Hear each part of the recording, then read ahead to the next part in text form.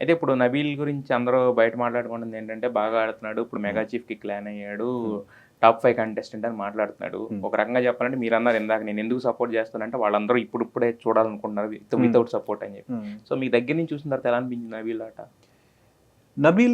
నబీల్‌లో ఒక టాప్ 5 కంటెండర్‌లో ఉన్న ప్రతి క్వాలిటీ ఉంది. కానీ ఒకటే మైనస్ పాయింట్ ఏంటంటే, నబీల్ అప్పుడు కొంచెం చైల్డిష్ బిహేవియర్ చేస్తారు. కొంచెం ఇమ్మెచ్యూర్‌గా కూడా యాక్ట్ చేస్తారు. ఓకే.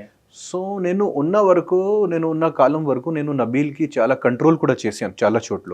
ఇక్కడ మీరు మాట్లాడకండి అది నేను ఇమిటేషన్‌లో కూడా నబీల్ చూపించారు అది.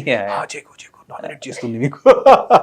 సో కానీ అక్కడ ఉన్న గేమ్స్ ఏంటి, అక్కడ ఉన్న గ్రూప్స్ ఏంటి, ఆ గ్రూప్స్ గురించి ఆ గేమ్స్ గురించి కూడా నేను నబీల్‌కి క్లియర్‌గా చెప్పాను.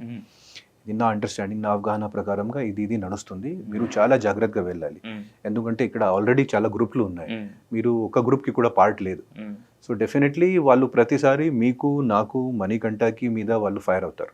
నామినేషన్స్లో వాళ్ళు ప్రతిసారి ఎలాగైనా మాకు పెడతారు. సో ఈ అన్నీ నేను నబీల్కి అన్నీ చెప్పి అన్నీ క్లియర్గా నేను బయటికి వచ్చాను. ఇప్పుడు నబీల్ ఎలా ఆడతారు చూడాలి. సో అంటే మీరు ఒక రకంగా ఇచ్చారు కానీ ట్రైనింగ్ ఏం కనపడలేదు అతను చేసిన యాక్ట్లో తప్ప, బయట ఎక్కడ మిగతాది కంటెంట్ అనేది చేస్తున్నారు. అంటే ఒక బ్యాక్ ఆఫ్ ద మైండ్ ఆయనకి ఒక అండర్స్టాండింగ్ ఉంది. ఇక్కడ నాకు ఫ్రెండ్స్ ఎవరు, శత్రువులు ఎవరు అనేది క్లారిటీ ఉంది. ఈ రోజు కూడా అంటే నేను చూడలేదు కానీ నా అసిస్టెంట్ లైవ్ లో నబీల్కి చూశాడు.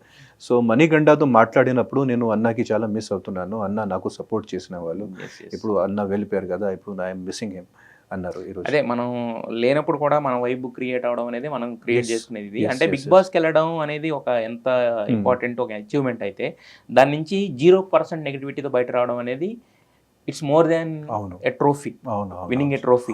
అది మీరు సంపాదించుకున్నారు ఈ రోజు యాక్చువల్గా. అదే నా విక్టరీ నేను అనుకున్నా. నాకు అసలు తెలియదు బయట ఏం నడుస్తుంది, ఏం ప్రొజెక్షన్ అవుతుంది. సో కానీ బయటకి వచ్చిన తర్వాత ఫస్ట్ నేను సోషల్ మీడియా చూశాను, యూట్యూబ్ అండ్ ఇన్స్టాగ్రామ్. సో ఆ సోషల్ మీడియా చూసిన తర్వాత ఫ్రాంక్గా చెప్పాలంటే నేను షాక్ అయ్యాను. ఎందుకంటే అంత పాజిటివిటీ ఉంది.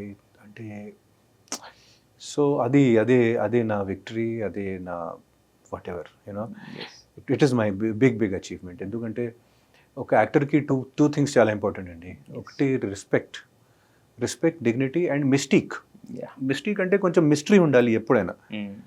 ఈ పర్సన్ అంటే అదే ఎలా, సో అట్లాంటి వద్దు. ఒక యాక్టర్ గురించి ఒక క్యూరియాసిటీ ఎప్పుడైనా ఉండాలి. సో ఒక రివ్యూవర్, యూట్యూబ్లో ఒక పెద్ద రివ్యూవర్, ఆయన నాకు చాలా క్రిటిసైజ్ చేశారు. కానీ లాస్ట్లో నేను వెళ్ళినప్పుడు ఒకటే మాట చెప్పాడు, ఆదిత్యం మిస్టరీ ఇంటాక్ట్. సో ఆదిత్యం ఎవరు మాకు 2 months బ్యాక్ కూడా తెలియదు, ఇప్పుడు కూడా తెలియదు. సో అదే నాకు మంచి అనిపించింది. యాక్చువల్గా ఒక రకంగా క్రిటిసిజం, కానీ ఒక యాక్టర్లో ఉన్న మిస్టరీ పోతే అన్నీ పోతుంది. What is that person actually in real life, అది ఎప్పుడైనా ఆ క్యూరియాసిటీ ఉండాలి. Is he really that simple, is he really that thing? Otherwise మీరు చెప్పినట్టు మాస్క్ పెట్టారు, so that curiosity should always be there. And అది కంటే ముఖ్యమైన విషయం రెస్పెక్ట్ అండ్ డిగ్నిటీ. ఎందుకంటే మేము whatever we do for to get respect in society and love of the audience.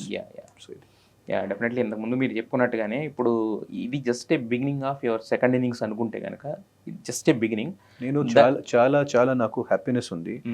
ఇంకోటి ఒక ముఖ్యమైన విషయం నేను 100% చెప్పాల్సింది, నాకు తెలుగు జనాలు అంటే దేవుడు.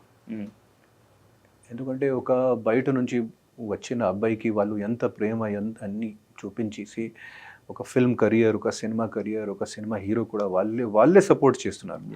So definitely I have to give back to the society. అందుకే నేను బిగ్ బాస్కి కూడా వచ్చాను. ఇక్కడ నుంచి మళ్ళీ తెలుగు ఆడియన్స్కి ఈ థ్యాంక్స్ చెప్పాలి అండ్ మళ్ళీ వాళ్ళతో కనెక్ట్ అయ్యి ఇంకా మంచి సినిమాలు చేయాలి, ఇంకా సేవలు చేయాలి. అందుకే నేను బిగ్ బాస్కి వచ్చాను. అందుకే నేను సెకండ్ ఇన్నింగ్స్ కూడా రీస్టార్ట్ చేశాను.